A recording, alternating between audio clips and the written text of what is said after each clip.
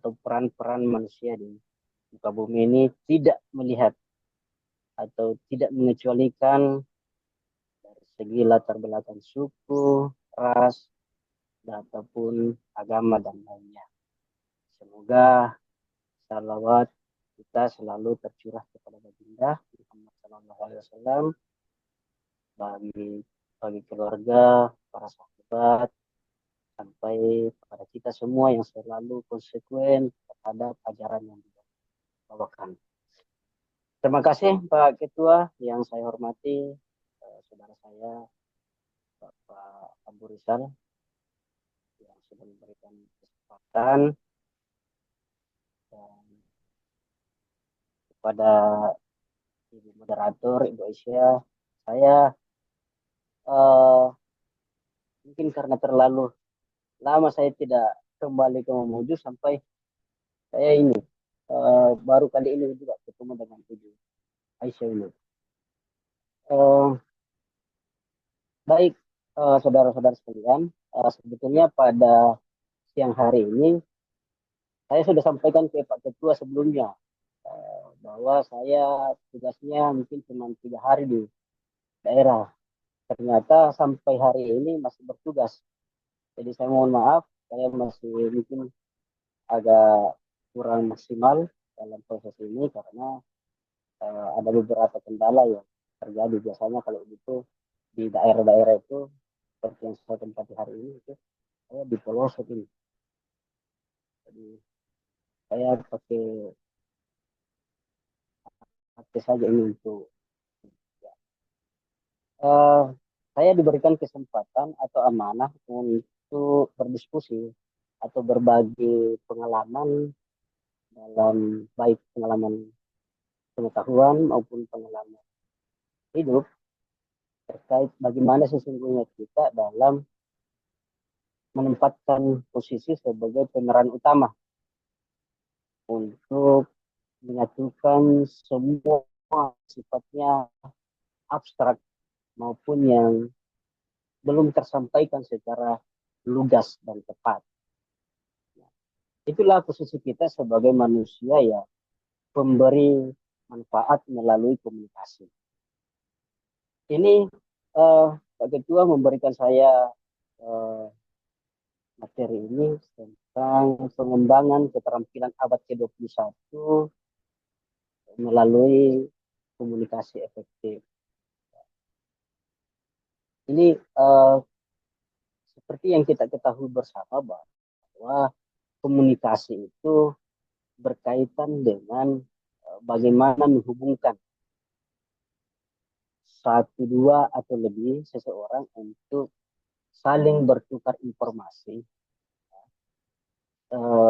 menyampaikan informasi, menanggapi informasi, dan melaksanakan atau menerapkan informasi yang disampaikan. Terlalu luas pembahasan kita hari ini, sehingga saya coba membatasi beberapa poin-poin penting yang mungkin sudah ada di slide ini.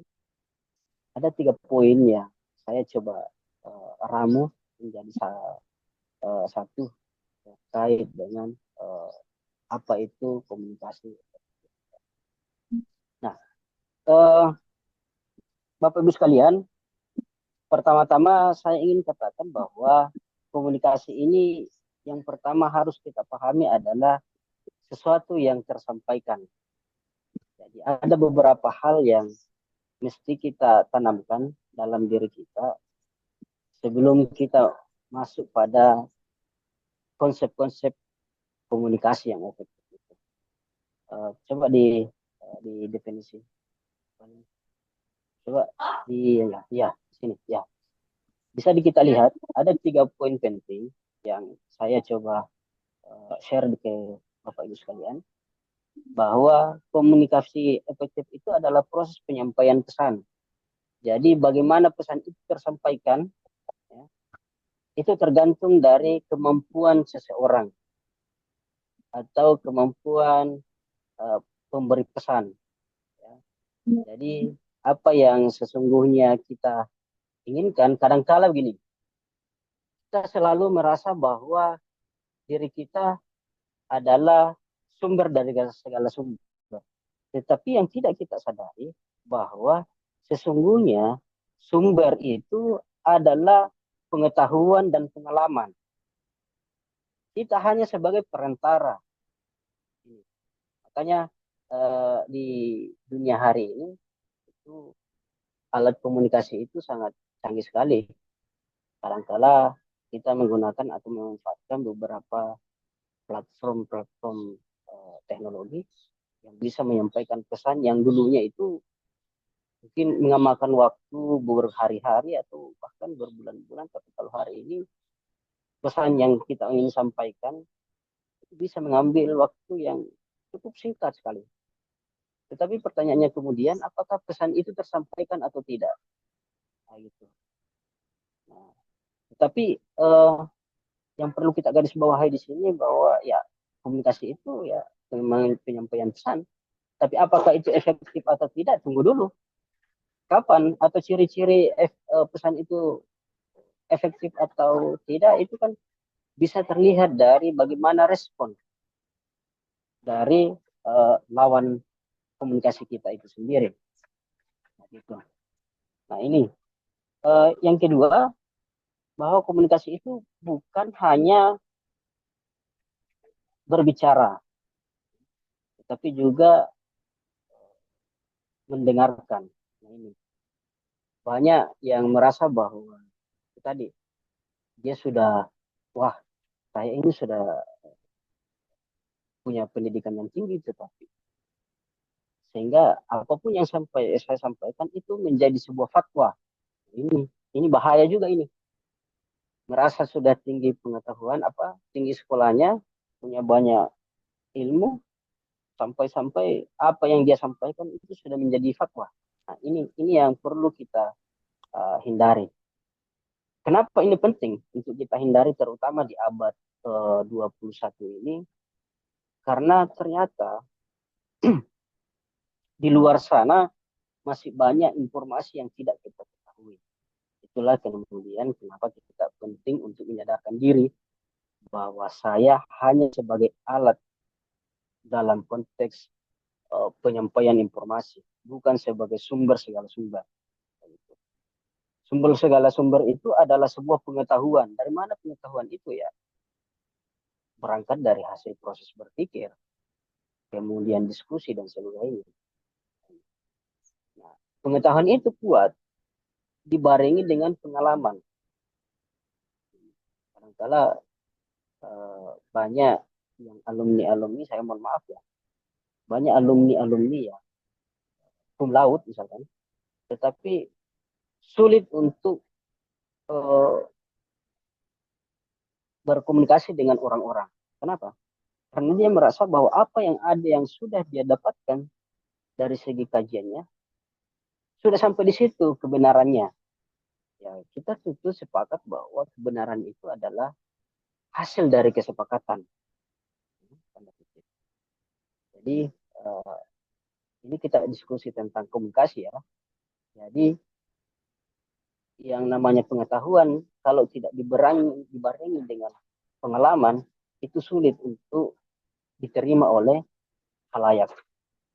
Nah, yang kita inginkan di sini adalah bagaimana seseorang yang menjadi lawan diskusi kita, lawan komunikasi kita, atau antara komunikan dengan komunikator, itu bisa mendapatkan pemahaman yang sama, bisa saling memahami satu dengan yang lain, bisa menerima pesan itu dengan benar, sehingga tidak ada dualisme pemahaman atau penafsiran yang berbeda dari setiap pesan-pesan yang disampaikan.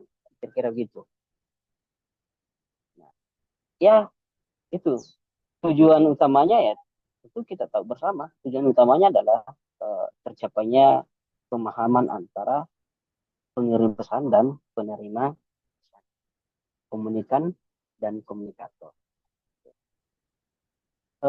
Lanjut. Nah, ada 5 komponen utama yang harus kita pegang dalam komunikasi efektif. Eh, saya sering kali, jadi eh, pengalaman saya juga itu, saya kadangkala atau sering berdiskusi atau eh, bertemu dengan orang-orang sosial. Saya juga sebagai, jadi saya tuh senang sekali dengan eh, komunikasi sosial. Makanya kadangkala kita banyak-banyak terlibat juga dalam aktivitas-aktivitas yang bersentuhan langsung dengan masyarakat. Selain kita eh, mengajar di kelas juga, memang kita butuh tambahan pengetahuan di masyarakat karena ternyata di masyarakat itu banyak informasi, banyak teknik-teknik yang sebetulnya secara teori itu hampir-hampir tidak ketemu. Tetapi di masyarakat itu bisa terjadi. Terutama kalau kita terlalu mengurung diri dalam dialektika pengetahuan. Tetapi pemanfaatan lingkungan sebagai eksperimen utama pengetahuan itu kita tidak ambil manfaatnya. Kadangkala kalau kita di kampus, wah, begini, gini, gini. Eh, Pas kita turun di masyarakat, ternyata tidak demikian. Dan fatal lagi, kalau kemudian justru kita ditolak oleh masyarakat. Padahal esensi dari apa yang kita tuntut di perguruan tinggi itu adalah bagaimana kita bermanfaat untuk masyarakat. Kira-kira begitu. Nah, itu dari segi yang pertama.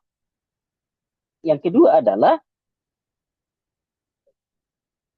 kita dengan budaya eh, perguruan tinggi kita yang kita bawa itu, makanya di kampus itu ada namanya program KKN. Ini KKN ini adalah bagaimana melatih seorang calon sarjana untuk bergaul dengan masyarakat sekitar. Nah, yang serunya di sini adalah mahasiswa rata-rata itu kita kirim ke daerah-daerah di mana sama sekali dia tidak mengenal satu orang pun di situ. Yang pertama.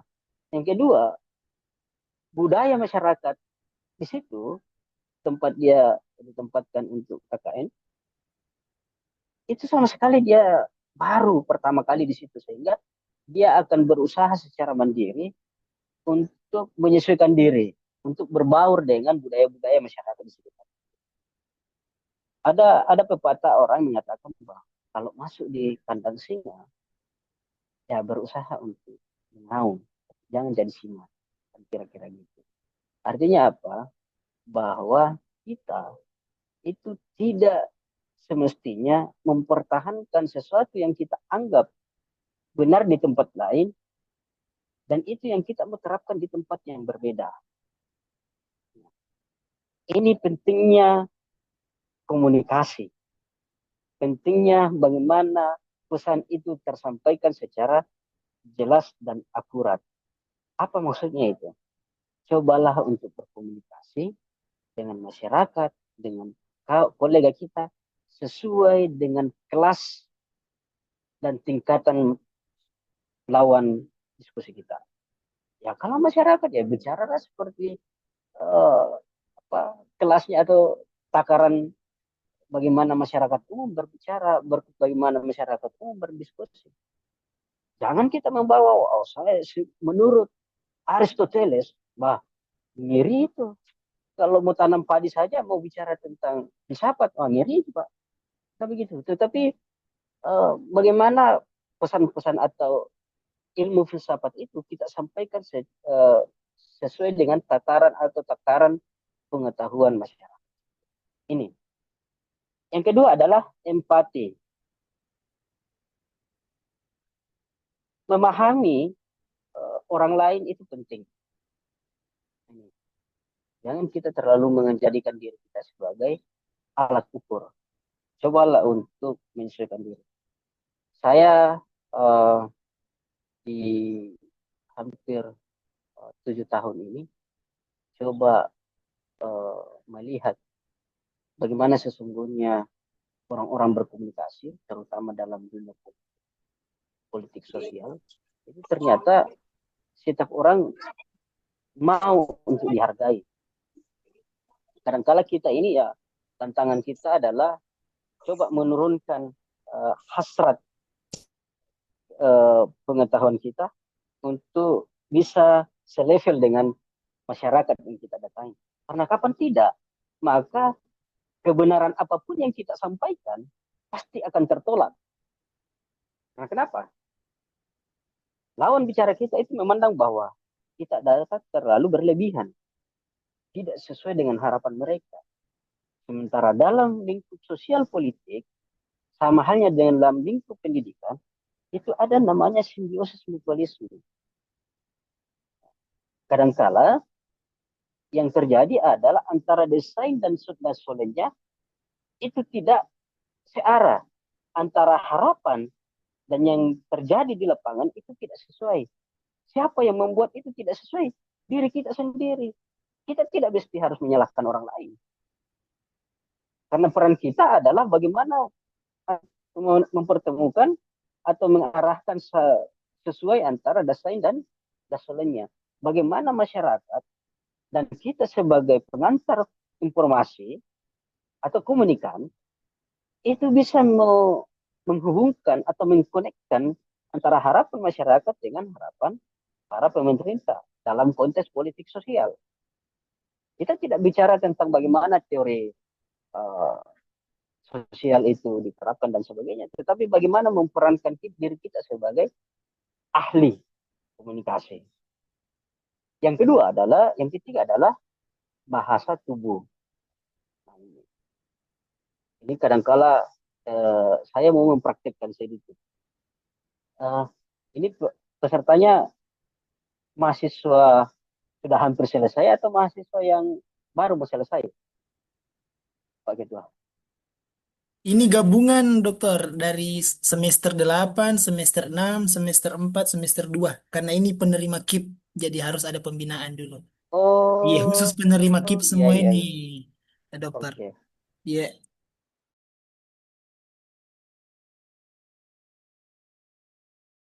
Ya.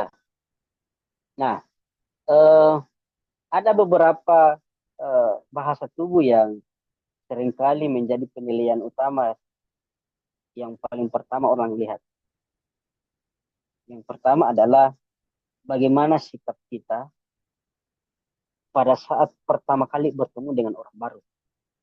Ini yang penting sekali. Eh, ada eh, model-model bahasa tubuh yang ini. Yang pertama, eh, orang akan menilai cara pandang kita, cara kita melirik orang. Yang kedua adalah cara duduknya. Yang kedua adalah posisi tangannya. Ini semua harus kita pahami apa maknanya semua itu. Nah, kalau umumnya dalam pendekatan sosial itu,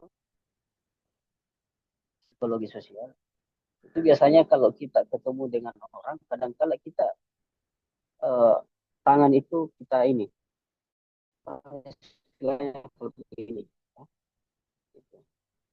Oh, ini apa maknanya ini? Ini maknanya bahwa orang yang ada di depan kita itu kita pandang remeh. Jadi kalau ketemu dengan orang baru, sekali-kali janganlah terlalu uh, tangannya di kepala itu. Itu kesannya adalah kita memandang remeh orang lain. Dan kalau itu kita gunakan pertama kali ketemu dengan orang baru, itu pasti akan dianggap bahwa kita ini terlalu berlebihan. Yang kedua itu tangan, uh, biasanya kalau kita berdiri, tangan itu ada di dua saku depan. Itu menganggap bahwa kita ini istilahnya apapun yang orang sampaikan ke kita, ya, itu pasti kita tidak akan respon secara positif. Artinya bahwa orang akan menilai kita tidak bisa diberikan saran, kira-kira gitu singkatnya. Nah, dan masih banyak lagi komunikasi-komunikasi tubuh atau bahasa-bahasa tubuh yang perlu kita pelajari bersama. Yang selanjutnya adalah uh, menjadi pendengar yang aktif. Sebaiknya, ya, sebaiknya kalau dalam komunikasi uh, jangan kita yang memulai. Kenapa? Karena apalagi kalau kita ketemu dengan orang baru ya, sebaiknya kita jangan yang memulai.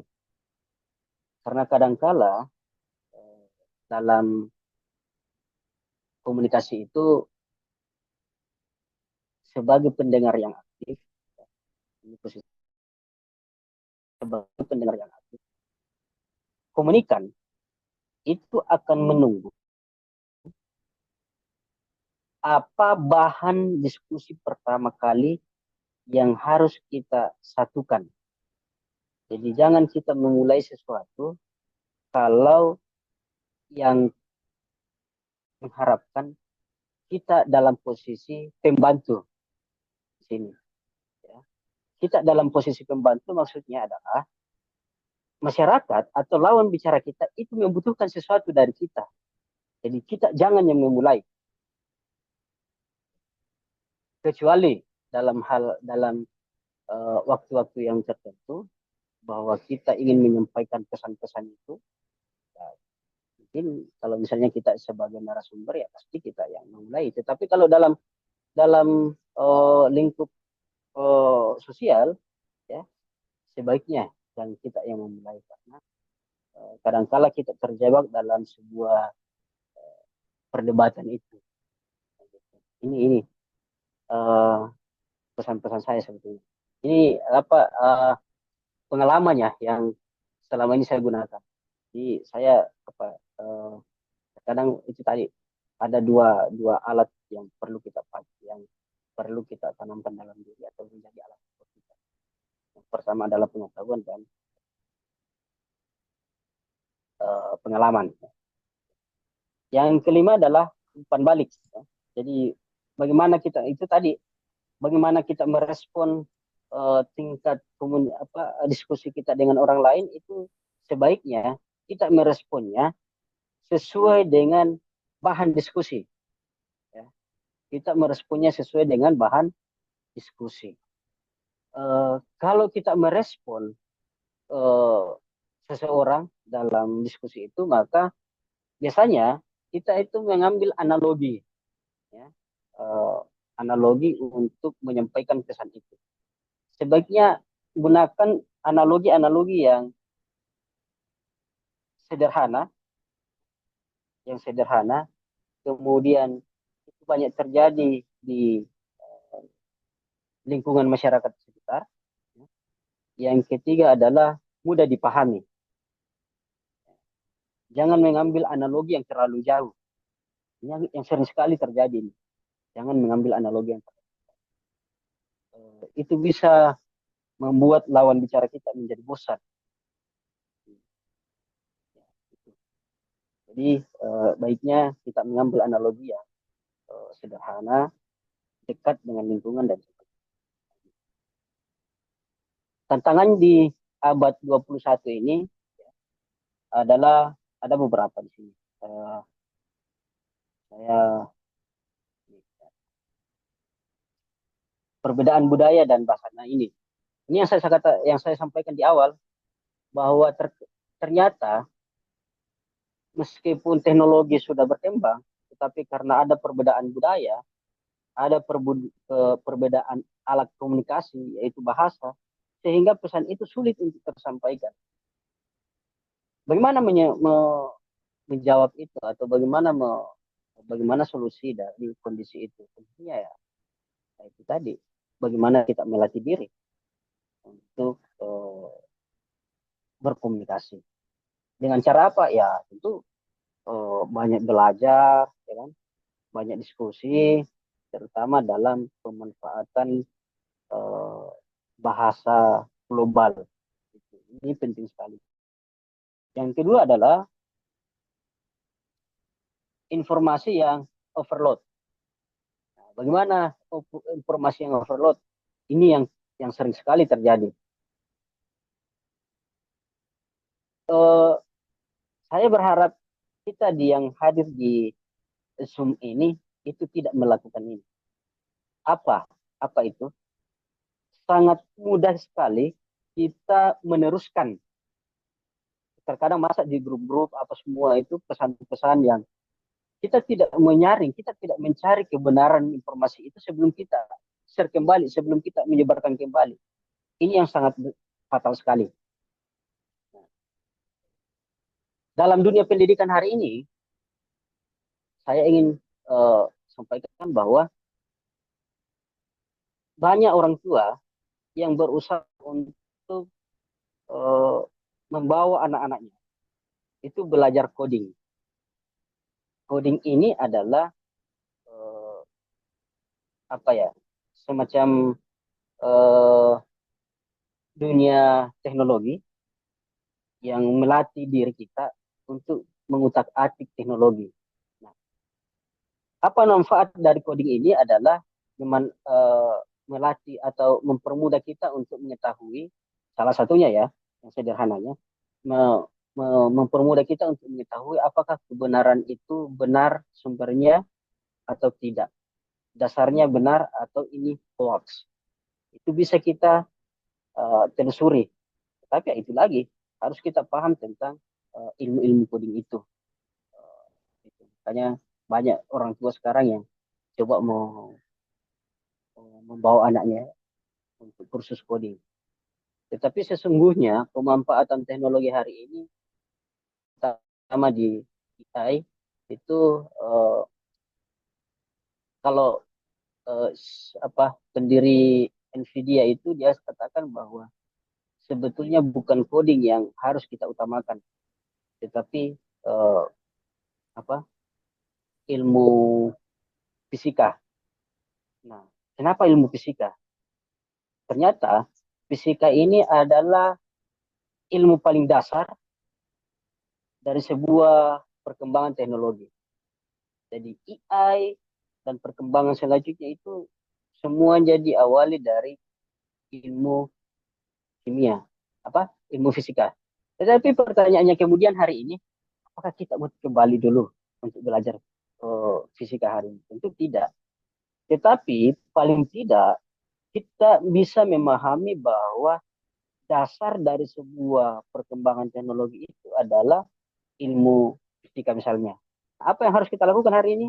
Harus kita lakukan adalah bagaimana belajar tentang pemanfaatan AI itu dalam kaitannya dengan penyampaian informasi. Tetapi informasi yang kita kelola, informasi yang kita sampaikan, informasi yang kita share, itu harus kita pahami dulu sumber informasinya apakah akurat atau tidak. Ya tentu dengan memanfaatkan itu tadi, coding-coding itu. Nah, ini tantangan kita hari ini. Tetapi apa yang terjadi hari ini, justru kita ogah-ogahan, justru kita masa bodoh untuk mencari tahu informasi itu. Malahan sampai hari ini itu sampai 70% ya. Ini penyampaiannya kemarin siapa? Pak ini bahwa hampir 70% anak muda Indonesia itu doyan game. Ini tantangan kita ke depan.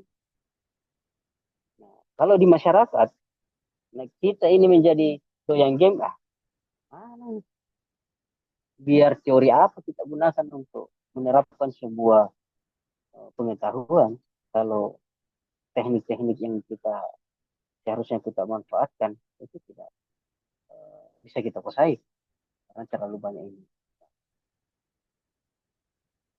Nah ini. Yang ketiga adalah komunikasi digital dan tatap muka. Ini yang saya sampaikan tadi. Ada plus minusnya. Kalau komunikasi digital, ya mungkin pesannya itu mudah tersampaikan. Tetapi untuk lebih leluasanya, lebih mendalamnya pesan itu, ternyata itu hanya bisa dilakukan melalui tatap muka. Itu perbedaannya. Yang keempat adalah kurangnya keterampilan eh, mendengarkan. Ini yang saya kira jelas ya, itu bahwa penting untuk kita tidak terlalu mendominasi komunikasi. Ya, gitu. Selanjutnya, saya kira ini ya. Dan terakhir strategi. Selanjutnya, nah, ini bisa kita lihat strategi apa yang bisa kita manfaatkan uh, untuk berkomunikasi secara efektif. Ya, ini tadi melatih public speaking, ya, diskusi kelompok. Ini sangat sangat potensi untuk kita manfaatkan di dunia kampus.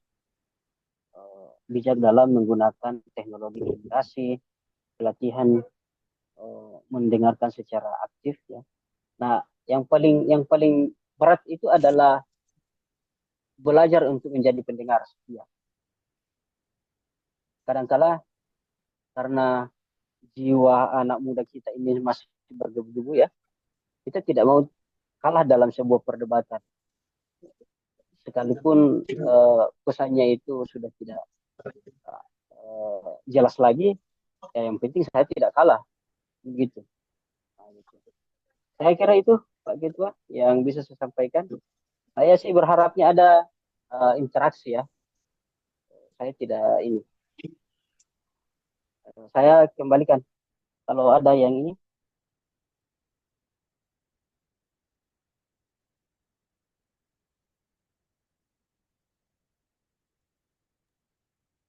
Baik, terima kasih Pak Dr. Sahrul MPD yang telah memberikan kita materi yang sangat menarik hari ini, yaitu khususnya komunikasi efektif ya. Komunikasi efektif ini merupakan materi yang dibawakan oleh ahlinya karena beliau ini adalah ahli di DPR. Dan juga tadi saya dengar bahwa ada program-program politik seperti MBG, makanan bergizi ya, Pak Dr. Syahrul sebagai pengawasnya, khusus di NTK dan wilayah Sulawesi Selatan sepertinya.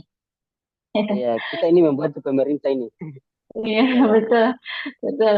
Kita semua adalah pelayan pemerintah sebenarnya. Ya, Baik itu betul sekali. Ya, ya. dan sebagainya. Oke, baik, terima kasih. Itulah tadi pemaparan materi dari Bapak Dr. Sahrul, khususnya komunikasi efektif. Ini akan menjadi pemantik diskusi kita hari ini kepada teman-teman dan rekan-rekan yang lain. Disilahkan untuk kita saling share, saling bertanya, supaya diskusi kita hari ini menarik. Oke, silahkan raise hand ataupun yang mau tulis pertanyaan khusus di chat, disilahkan. Silahkan. Khususnya mahasiswa ini, mahasiswa penerima PIP ya, yang artinya ada kesempatan yang diberikan pemerintah kepada teman-teman untuk menambah ilmu pendidikan dalam ranah pendidikan tinggi ya. Seharusnya harus mengambil kesempatan ini untuk belajar dari para ahlinya. Oke, disilahkan bagi teman-teman.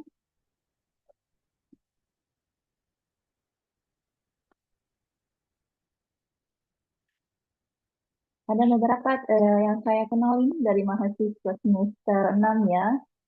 Ada Iin, Indriana. Ayo, disilahkan bertanya, adik-adik.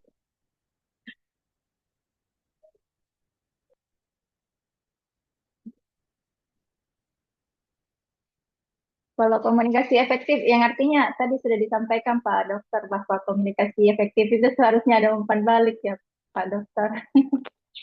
Ya. Ya, izin Pak. Izin Bu, Bu moderator. Ini ada adik mahasiswa kita, Aldi Putra. Oke, Aldi Putra, Ya. silakan. Sangat menarik ya pembahasan kita pada hari ini mengenai komunikasi yang efektif. Nah, di mana saya tertarik dan terkait pada satu slide tadi, di mana Bapak pemateri membahas mengenai komponen utama komunikasi efektif. Dan saya tertarik pada poin yang kelima, yang membahas tentang umpan balik yang baru saja Ibu moderator katakan tadi. di mana umpan balik ini adalah di mana umpan balik ini berisi tentang pemberian respon kepada eh, lawan bicara yang membangun dan bukan respon yang menghakimi. Nah, pertanyaan saya di sini, bagaimana kiranya umpan balik ini bisa berjalan efektif dalam membangun komunikasi yang baik? Bagaimana umpan balik bisa membawa kita melaju ke dalam pembahasan komunikasi? Bagaimana umpan balik ini membawa kita lebih mengerti begitu? Bagaimana umpan balik ini, ringkasnya begini, bagaimana umpan balik itu membawa komunikasi ke arah yang efektif gitu. Karena kan banyak umpan balik yang biasanya tidak sesuai dengan apa yang kita bicarakan, apa yang kita bahas, biasanya umpan baliknya kan tidak sesuai. Jadi bagaimana caranya mengefektifkan umpan balik dalam sebuah komunikasi? Kalau dari saya itu, terima kasih. Baik, terima kasih pertanyaannya Aldi Putra. Ini Aldi Putra sepertinya juga sementara curhat ini Pak Dokter, karena yang saya tahu Aldi Putra ini juga sangat dekat dengan masyarakat, karena beliau ini adik saya, mahasiswa saya juga adalah salah satu staf dari kantor kelurahan, yang artinya Iya, betul, betul, betul. yang artinya Ya, Aldi Putra ini juga sangat dekat dengan masyarakat, khususnya Iya. harus melakukan komunikasi efektif. Nah, Ya, di disclaimer sebenarnya Bu, Bu Moderator, disclaimer sebenarnya pertanyaan ini ya sebagai bahan curhat sih sebenarnya, karena terkadang kita memberikan umpan balik ke masyarakat, tetapi umpan balik itu bisa tidak masuk ke akal mereka begitu. Nah, jadi itulah pertanyaan saya. Inti dari pertanyaan saya, bagaimana umpan balik bisa membangun komunikasi yang efektif sehingga lawan bicara kita atau ya lawan bicara kita, responden kita bisa mengetahui oh maksud dan tujuannya ini begitu. Iya. iya, iya, iya. Oke. oke, itu tadi pertanyaannya. Mungkin bisa langsung direspon Pak Dokter, atau ya Ya, bagusnya langsung direspon Pak Dokter. oke. Disilahkan. Saya harus ya sembari menunggu yang lain. Ya. Eh, tapi begini, eh, saya paham posisi Bunda siapa tadi? Rahmat siapa? Nah, eh, ada beberapa eh, kondisi komunikasi itu harus diefektifkan ya. Jadi tidak tidak semua harus membeku seperti es batu kira-kira gitu. Bahwa pada saat kita menghadapi si A dengan posisi ya saya mau ini perlu disadari ya. Apalagi kita sebagai pelayan masyarakat yang harus pertama kali kita lihat adalah tingkat pemahaman masyarakat itu terkait dengan informasi yang kita sampaikan. Nah ini tadi, jangan sampai kita tetap menggunakan bahasa atau tingkat pengetahuan, misalnya kita bicara tentang undang-undang, tak lote-lote itu masyarakat kalau kita jelaskan undang-undang seperti secara tersirat di undang-undang. Habis itu masyarakat, dia tidak akan mungkin bisa menerima itu.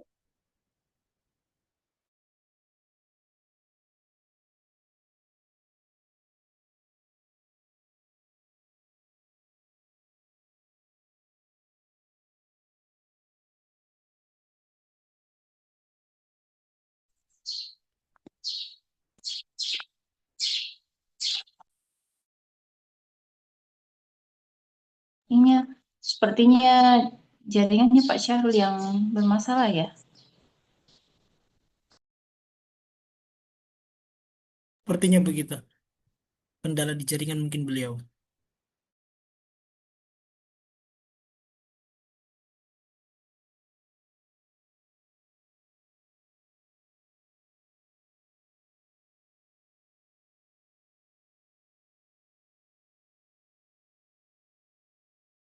Recording. Ya, Pak Syahrul, sepertinya ya kembali bergabung bersama kita, Bapak Dr. Syahrul, disilahkan. Tadi sepertinya ini jaringan. jaringan. Iya. Iya, ya. Oke, saya lanjut ya. Jadi menyampaikan pesan itu atau merespon kembali pesan dari masyarakat itu ya sebisa mungkin kita memanfaatkan analogi yang sederhana. Itu.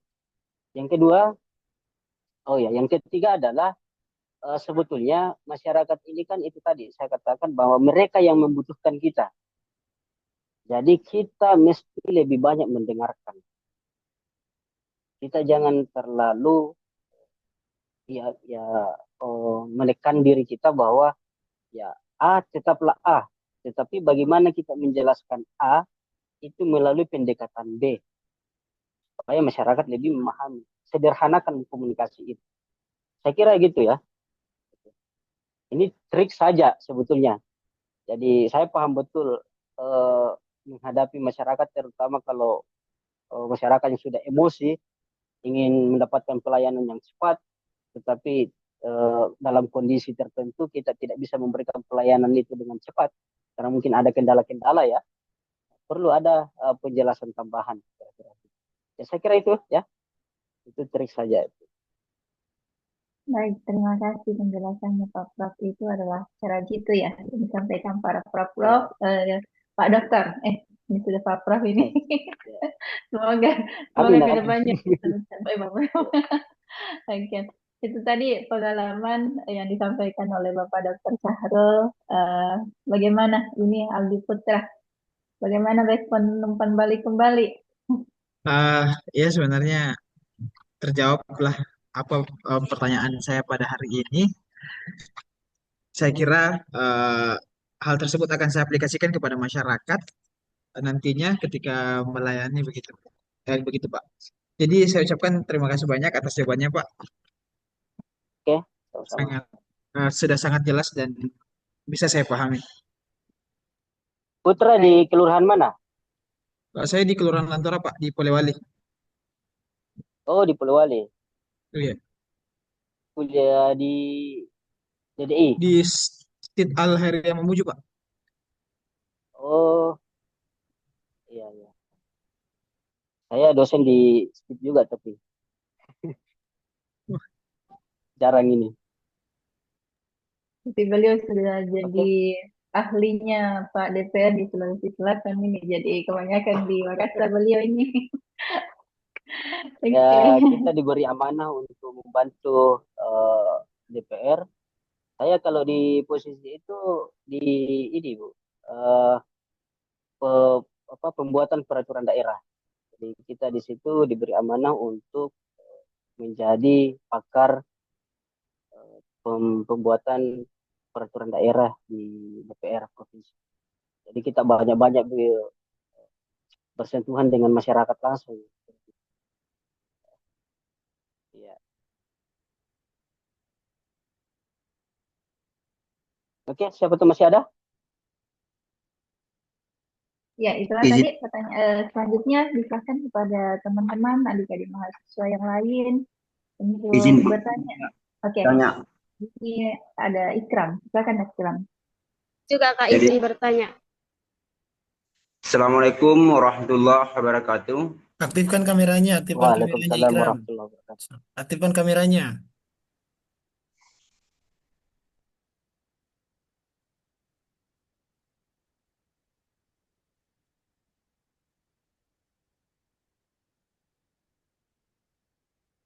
Jadi, sebelumnya terima kasih atas kesempatan yang telah diberikan kepada moderator.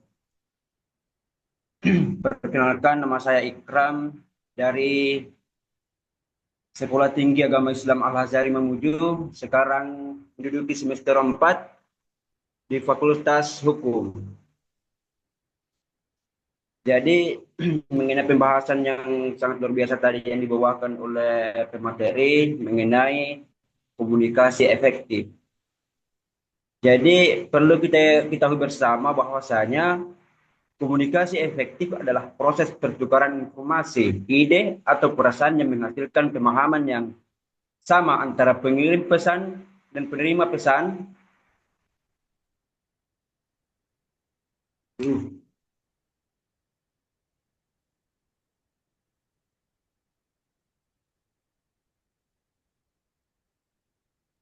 Oke, Ikram, silakan dilanjut pertanyaannya.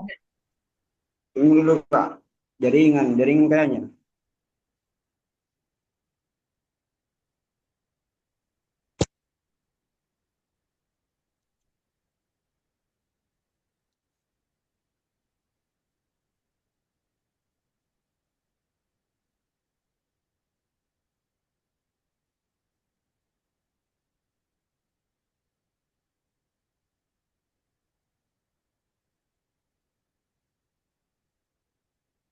Hai, ya, oke.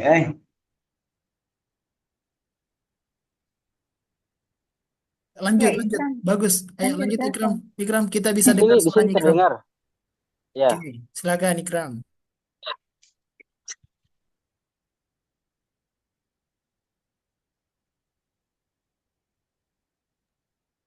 Halo, Ikram. Kedengaran ya, Ikram? Ya, halo. Oke, Kedengaran silakan, suaraku? Ikram. Jelas, jelas.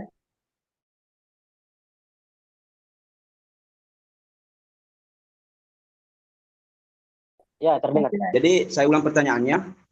Perlu kita ketahui bersama bahwa komunikasi efektif adalah proses pertukaran informasi, ide, atau perasaan yang menghasilkan pemahaman yang sama antara pengirim pesan dan penerima pesan sehingga tidak terjadi kesalahpahaman. Jadi pertanyaan saya, bagaimana cara memastikan bahwa komunikasi tertulis yang dilakukan tidak menimbulkan mispersepsi, terutama di era digital yang penuh singkatan dan istilah baru? Jadi saya kira itu hanya itu pertanyaan saya. Terima kasih. Assalamualaikum warahmatullahi wabarakatuh. Waalaikumsalam warahmatullahi Waalaikumsalam warahmatullahi wabarakatuh. Jadi pertanyaan dari saudara Ikram tadi, bagaimana supaya tidak ada miskomunikasi khususnya dalam komunikasi tertulis ya, Ikram? Ya, Iya, Kak. baik ya. Silakan Pak Dr. Syahrul Antodo. Oke, terima kasih Saudara Adinda Ikram ini ya. Eh, yang harus kita ketahui bersama bahwa komunikasi itu yang terpenting adalah interaksi ya. Komunikasi itu interaksi. Jadi selama itu tidak memiliki interaksi dua arah, berarti itu bukan komunikasi, tapi hanya sebatas penyampaian pesan. Nah, ini yang kadang-kala menjadi polemik karena tidak ada ruang untuk merespon. Jadi kalau ingin komunikasi itu efektif, maka ciptakan interaksi dua arah. Karena kapan itu tidak terjadi, maka hilang salah satu bagian terpenting dalam komunikasi itu. Kadang-kala informasi itu atau komunikasi yang terjadi tidak tersampaikan secara lugas, itu karena tidak ada ruang untuk merespon kembali. Misalnya ada surat dan sebagainya. Ini kadang-kala terjadi juga di kampus itu. Saat ada surat pemberitahuan, itu hanya sebatas surat pemberitahuan. Tetapi sekalipun surat itu sebagai alat komunikasi, tetapi itu tidak terjadi secara efektif. Kenapa? Karena tidak ada ruang untuk merespon kembali. Semua teori komunikasi itu memandang bahwa surat itu adalah bentuk alat informasi, tapi itu hanya sebatas penyampaian informasi saja. Tetapi tidak menciptakan ruang komunikasi yang efektif. Kalau ada interaksi berarti itu baru efektif. Kalau tidak ada itu bukan komunikasi efektif namanya. Ya, kira-kira begitu. Jadi harus kita pilih ini. Kapan dia disebut efektif, kapan dia disebut tidak efektif. Hanya ada kata efektifnya itu. Dia menekankan terjadinya interaksi dua arah. Saya kira itu Ikram ya. Jadi kalau ada pesan-pesan itu ya cobalah untuk menciptakan interaksi itu. Baru kita bisa menyimpulkan ini efektif atau tidak. Oke? Ya, saya kira itu. Terima kasih Pak Dr. Syahrul MTD. Bagaimana dengan saudara Ikram? Silakan.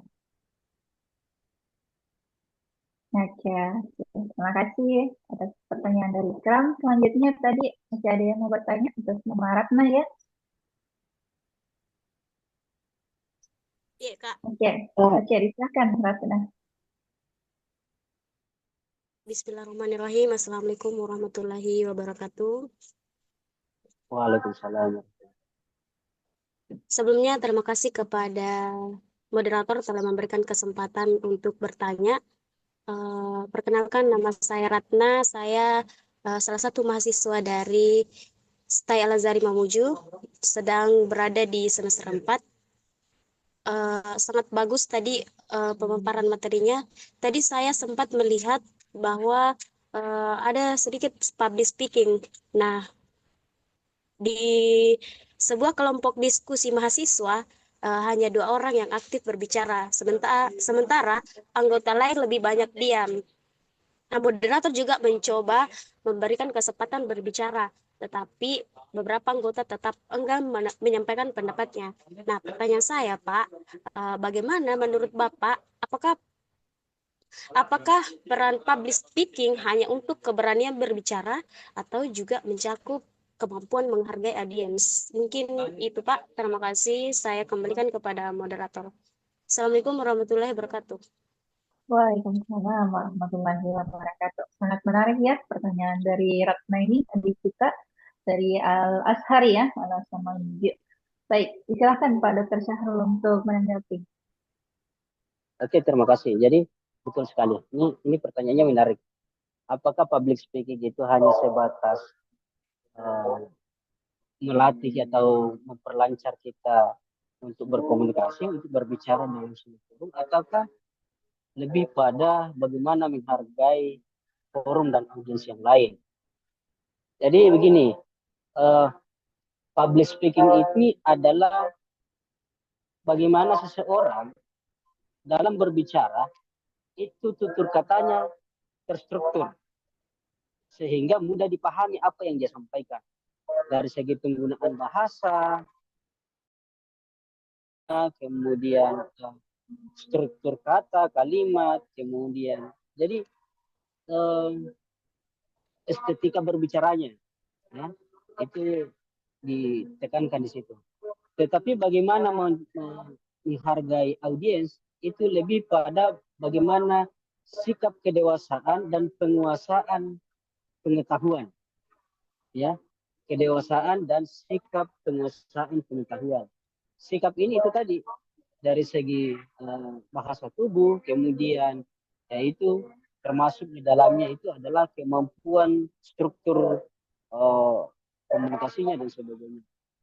Jadi ada hubungan antara bagaimana menghargai audiens dengan kemampuan public speakingnya. Kalau dia atau kalau kita memahami bahwa public speaking itu adalah sebuah alat komunikasi secara terstruktur, maka barang pasti kita akan melihat audiens kita itu seperti apa itu. Jadi di sini lagi kembali kepada bagaimana mendewasakan diri. Nah, ada hubungan tetapi beda jalur, kira-kira begitu. Karena berkaitan dengan menghargai itu lebih pada sikap berkomunikasi. Ya, kira-kira begitu. Oke. Baik, itu tadi jawaban daripada Pak Syahrul ya, khususnya di dalam menanggapi public speaking sebagai salah satu cara diskusi ataukah sebagai unsur untuk menghormati dari forum itu sendiri. Oke, silakan kepada Ratna, bagaimana responnya? Bagus sekali jawabannya, Pak. Jadi ini public speaking dengan dengan menghargai audiens itu sangat berkesinambungan. Berkaitan. Iya. Itu menghargai audiens itu tergantung dari kepribadian, termasuk kepribadian kita sendiri. Mungkin itu yang bisa saya tangkap. Jadi berangkat dari kepribadian, kemudian kedewasaan intelektual. Itu.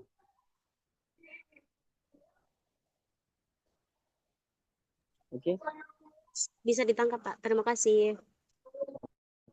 Baik, terima kasih Ratna atas pertanyaan dan jawaban dari Pak Dr. Syahrul. Selanjutnya, bagaimana teman-teman, masih ada pertanyaan? Oke, silahkan. Tarik mohon izin moderator. Ya, ada adik kita Muhammad Syaiful. Oke, silahkan Muhammad Syaiful. Ya, bismillahirrahmanirrahim. Assalamualaikum warahmatullahi wabarakatuh. Perkenalkan, nama saya Muhammad Syaiful. Saya dari FIK Al-Khairiyah Mamuju, jurusan Manajemen Pendidikan Islam. Di sini saya ingin bertanya mengenai yang tadi berkaitan pertanyaan sebelumnya itu public speaking. Nah, ini pertanyaan saya merujuk pada studi kasus saya sendiri, Pak. Karena biasanya kan kalau kita ingin berbicara, yang biasa di pikiran itu terangkai. Artinya di dalam pikiran kita itu sudah ada nih kata-kata yang ingin kita keluarkan. Tapi pas kita berbicara itu komunikasi itu belibet, Pak. Jadi seperti bahkan ada saya pernah dengar itu membuatnya itu jadi agak belibet kalau kita membahasakannya karena terlalu banyaknya di pikiran sehingga kita ketika kita ingin mengeluarkan kata tersebut jadinya terasa kayak teracak karena saking banyaknya tertumpuk. Mungkin seperti itu pertanyaan saya, apakah memang benar seperti itu atau ada faktor lain Pak, mengenai public speaking ini. Terima kasih, saya kembalikan kepada moderator. Baik, terima kasih atas pertanyaan dari Muhammad Syaiful ini. Muhammad Syaiful ini masih sementara dalam suasana tempat bekerja ini Pak Dr. Syahrul. Karena beliau ini sebagai iya. mahasiswa juga bekerja. Oke, silakan Pak Ya. Dr. untuk menanggapi. Saya kurang jelas tadi Bu Isya pertanyaannya. Oke. Ya, mungkin bisa dikasih gambaran. Muhammad Syaiful, bisa diulangi pertanyaannya, Dek? Iya. Khusus untuk public speaking ya. Oh ya, Jadi, bisa. Jadi mengenai ya, pada. Jadi mengenai pertanyaan saya itu merujuk pada studi kasus saya sendiri, yang mana biasanya kan ketika kita ingin berbicara di depan umum, yang ada di pikiran kita itu biasanya terangkai kata-katanya dengan terstruktur. Tapi apabila kita mengatakannya, mengeluarkan kata-kata itu biasanya belibet. Pernah saya dengar pembahasan yang membuatnya itu biasa kita belibet ketika kita berbicara di umum itu karena saking banyaknya menumpuk kata-kata di pikiran itu ketika kita mengeluarkannya itu jadi terasa kayak tidak nyambung. Apakah memang benar faktor itu atau ada faktor yang lain Pak tentang public speaking yang pada pembahasan komunikasi? Saya kembalikan kepada moderator. Iya, oke. Saya sedikit karena Muhammad Syaiful tadi pertanyaan soalnya terkait dengan public speaking. Nah, biasanya katanya Pak Dokter sudah terstruktur nih kata-kata yang ada di kepala apa yang mau diungkapkan. Nah, ketika sudah diungkapkan malah katanya keteteran. Nah, bagaimana caranya supaya public speakingnya bagus itu? Ya, saya sering menemukan banyak orang yang terutama ini ini caleg-caleg mau maju kota DPR itu. Banyak kasus yang sama. Jadi di pikirannya itu dia sudah konsep sematang mungkin, tetapi pada saat dia berbicara di depan masyarakat, di depan umum, di depan audiensnya, itu jadinya belepotan. Nah gitu.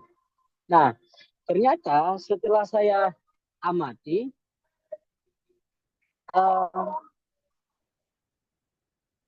itu kendalanya ada pada kebiasaan berkomunikasi. Jadi pengalamannya selama ini itu hanya komunikasi biasa dengan orang lain. Artinya komunikasinya hanya komunikasi rumah tangga, seperti biasanya kita di rumah bersama dengan teman-teman, tetapi pada saat di waktu tertentu kita digeser pada audiens yang berbeda, di situ baru kita belepotan. Kenapa kita belepotan di situ? Karena ternyata kita berusaha untuk menciptakan kesempurnaan alat komunikasi itu. Yang ada dalam pikiran kita adalah bagaimana semua kalimat saya itu sempurna seperti orang lain, sehingga terjadi kontradiksi antara kepercayaan diri dengan konsep yang ada di dalam pikiran. Nah, solusinya adalah kalau yang saya lakukan selama ini ke beberapa yang karena sering juga ada kalau itu yang saya katakan tadi, untuk dilatih bagaimana berbicara di depan umum, bagaimana dia bisa menjadi percaya diri di depan umum. Yang kita lakukan adalah, atau yang saya lakukan adalah mengajak mereka untuk banyak apa namanya, banyak membaca. Tujuannya adalah untuk lebih memperkaya lagi kalimat-kalimat atau kosakata yang ada dalam pikirannya.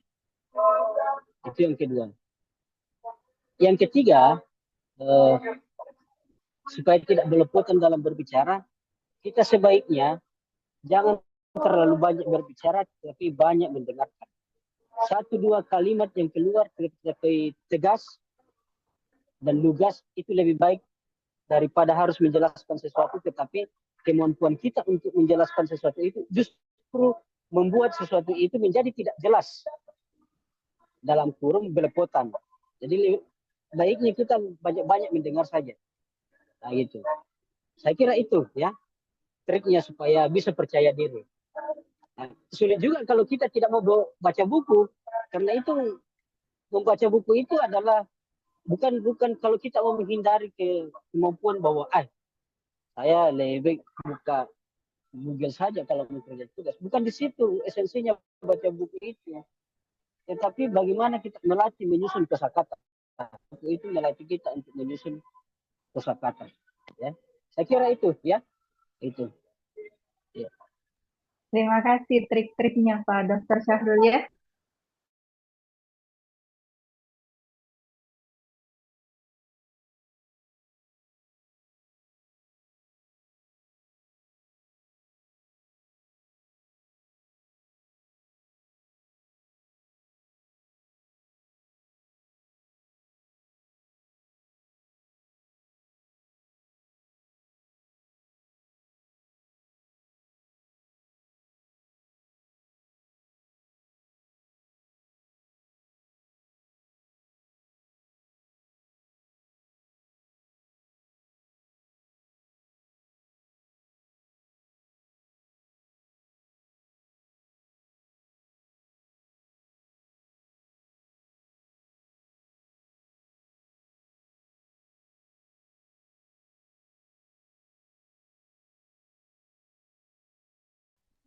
Baik, terima kasih atas respon kembali ya dari Mas Syaiful. Alhamdulillah teman-teman sudah mengerti.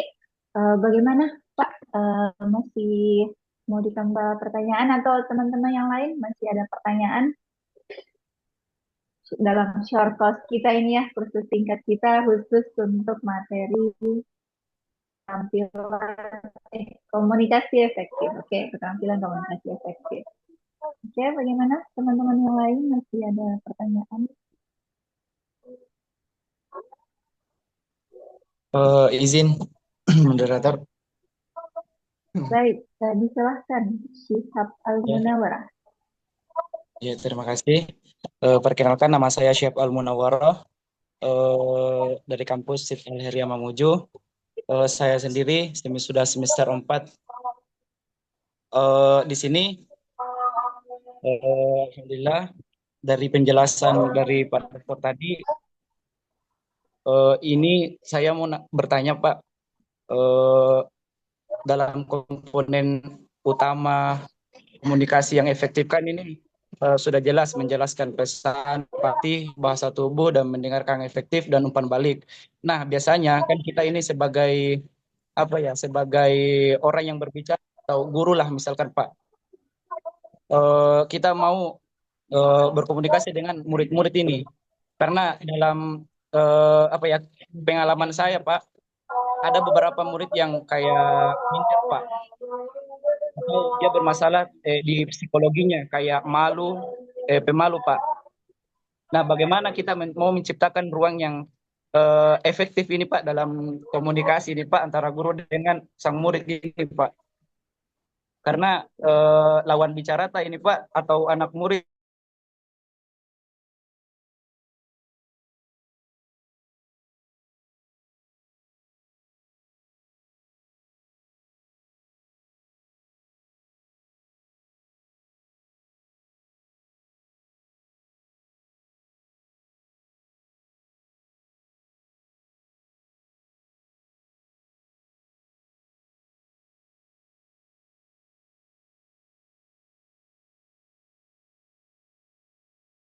trik-triknya. Oke, dijelaskan. Oke. Pak siapa tadi? Munawara ya? Pak Syahab. Ya. Eh, ini siswanya Pak Syahab ini SD, SMP atau SMA? Pak Syahab. Bisa kita langsung SMP Pak. interaksi saja. Siapa? SMP. SMP. SMP Pak. Ada pernah juga ngajar di SMA Pak, dan ada juga yang begitu. Oke. Sebetulnya semua tingkatan sekolah itu pasti ada, dan mayoritas siswa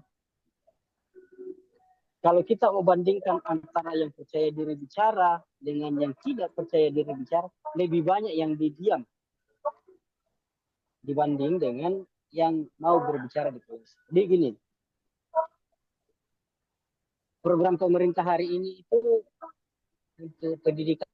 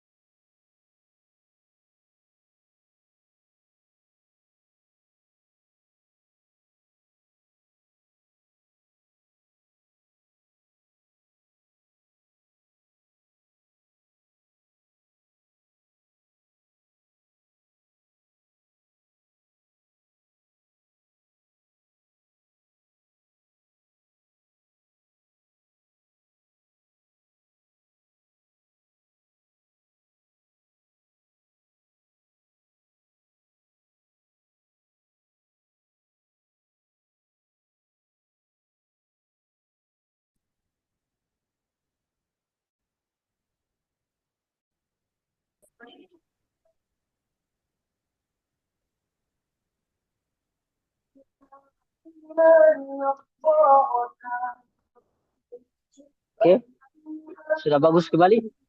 Iya, sudah bagus, Pak. Ini juga jaringan ini tidak mau.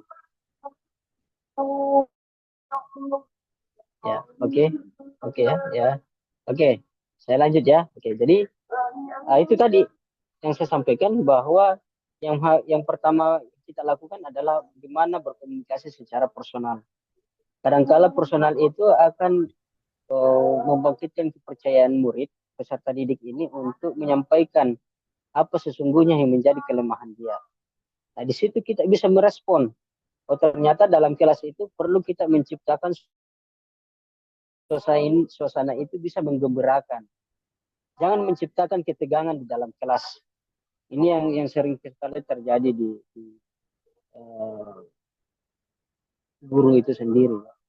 Banyak guru yang hanya mau memposisikan diri sebagai sumber pengetahuan sehingga terlalu mudah menyalahkan peserta didik. Ini sebetulnya tidak sebaiknya dihindari. Yang kedua, untuk melatih dia berbicara, maka ciptakan suasana di mana semua siswa itu punya kesempatan yang sama untuk berbicara.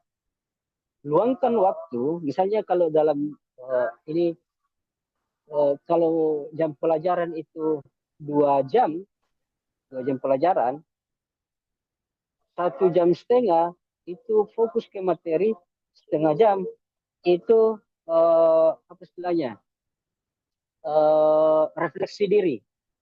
Jadi ada waktu di mana semua siswa itu memiliki kesempatan yang sama untuk merefleksi materi yang kita sampaikan atau materi pelajaran yang kita ajarkan. Tujuannya adalah untuk melatih mereka untuk berbicara. Jadi tidak kita tetapkan sebuah standar nilai di situ, tetapi bagaimana pokoknya terserah siswa. Dia mau sampaikan bahwa saya puas, saya tidak paham lah, atau saya bingung-bingung lah.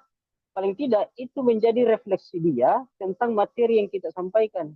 Tetapi intinya yang kita inginkan dari peserta didik itu adalah bukan tentang benar salahnya, bukan tentang kedalaman atau kedangkalan pengetahuan yang dia terima, tetapi bagaimana dia mampu atau percaya diri untuk menyampaikan apa yang menjadi keluhan dalam pikiran dan hatinya. Ini sebetulnya yang hilang dalam setiap momen-momen pembelajaran dalam kelas, baik itu siswa maupun mahasiswa. Hampir semua juga dosen, dan ini juga yang terjadi di dosen. Tidak ada refleksi untuk melatih mahasiswa menggali kembali dirinya, bahwa ternyata dirinya dalam kelas, bukan jasadnya saja yang hadir, tetapi rohnya itu melayang kemana-mana. Ini yang terjadi di kelas ini, baik itu SD, SMP, SMA, dan perguruan tinggi. Jasadnya di kelas, tapi ruhnya melayang-layang. Tanya, itu bingung. Kebablasan juga kita ini. Jadi kadang-kala kita ini sebagai dosen, tenaga pengajar, itu kan, saya salahnya di mana ya? Atau memang materi saya terlalu sulit, atau sayanya yang terlalu sulit untuk mengajar. Karena di situnya yang kita tidak terapkan. Itu. Jadi kalau mau kepercayaan diri seorang peserta didik itu bangkit, maka itu tadi, ciptakan refleksi diri di akhir pembelajaran. Saya kira itu ya. Jadi tidak terbatas untuk ini di SMP, tetapi semua, baik SD, SMP, SMA, dan perguruan tinggi. Saya kira itu ya. Saya kembalikan. Ya. Oke, baik. Terima kasih Bapak Dr. Syahrul MPD yang telah memberikan kita kiat-kiat untuk memahami bagaimana komunikasi efektif, khususnya di dalam proses pembelajaran baik SD, SMP, dan tingkat pendidikan lainnya. Oke, disilahkan kembali kepada Syed Al-Munawwarah. Bagaimana? Terima kasih banyak atas penjelasannya Pak Dokter. Alhamdulillah, terima kasih atas ilmunya, penjelasan yang telah dipaparkan. Alhamdulillah saya mengerti. Saya kembalikan kepada moderator. Terima kasih banyak. Baik, terima kasih. Terima kasih untuk semua pertanyaan dari adik-adik, khususnya di dalam diskusi singkat kita di dalam materi keterampilan komunikasi efektif. Baik, bagaimana Bapak Dr. Syahrul, masih menerima pertanyaan? Atau kita buka sisi diskusi kembali? Bisa kita ini santai saja. Iya, karena sudah memasuki juga waktu sholat asar. Bagaimana teman-teman? Kita kembalikan kembali. Masih ada pertanyaan?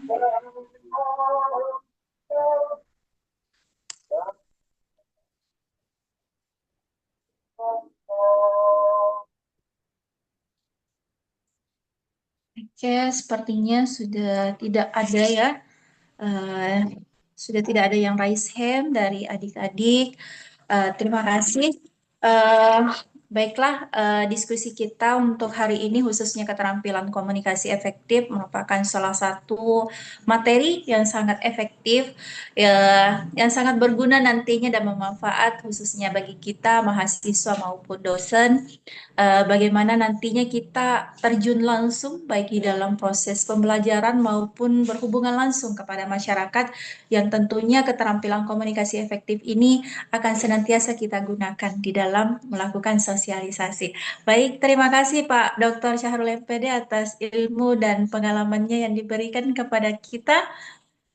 Terima kasih kembali. Selamat bertugas di tempatnya di NREKAM, khusus untuk pengawasan MBK ya Pak. Ya, terima kasih banyak. Insyaallah ini kalau ada ini bulan-bulan 9 kita ke Mamuju. Ditunggu Pak Dokter, ditunggu ke di Mamuju. Ditunggu Pak Dokter. Sebenarnya saya juga bukan di Mamuju sekarang Pak Dokter. Saya sementara di Bone ini. Saya orang Bone. Ya, jadi sementara. Mamuju, Bu. Oh ya, sementara proses pembelajaran juga saya secara online Zoom di mahasiswa ITIT Al Khairah Mamuju di Prodi Manajemen Pendidikan Islam, dan ini merupakan juga salah satu kehormatan saya yang diberi kesempatan yang sangat bahagia bagi saya yang diberikan oleh Pak Dr. Abu Rizal Akbar yang memberikan kesempatan saya untuk menjadi pendamping baik pada dosen-dosen dan para ahli. Terima kasih Pak Dr. Syahrul Ya, MPD. sama-sama Ibu. Terima kasih, Dok. Dengan ucapan Alhamdulillahirrabbilalamin, shortcut hari Alhamdulillah. ini senantiasa kita tutup. Assalamualaikum warahmatullahi wabarakatuh. Waalaikumsalam Waalaikumsalam warahmatullahi wabarakatuh. warahmatullahi Makasih banyak Pak Dokter. Insya Allah kita ketemu lagi di wabarakatuh. Siap, Makassar atau Ketua, di mana. sama-sama.